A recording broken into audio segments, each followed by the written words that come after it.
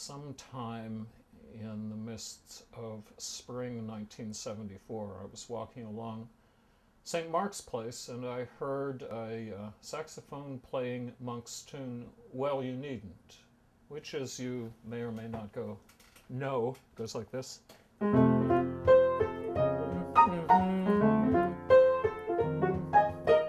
was coming out of a third floor window.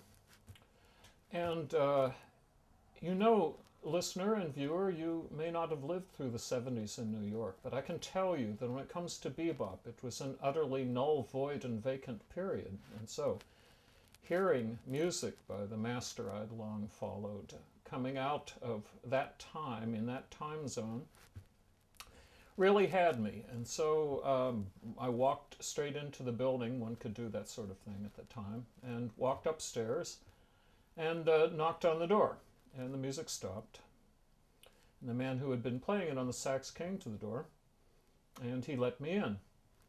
I went and sat down and listened to him practice. And after he'd practiced for about 20 minutes, he stopped, and I suppose to be polite, he looked at me and he said, well, you know, Nemo's not here and won't be here for a while yet. And I said to him, who's Nemo? The fellow playing the saxophone was Phillip Johnston. And it turns out that I had caught the dude right on the cusp, because the very next day he was taking off for San Francisco, something which I noticed that he tended to do every whip stitch.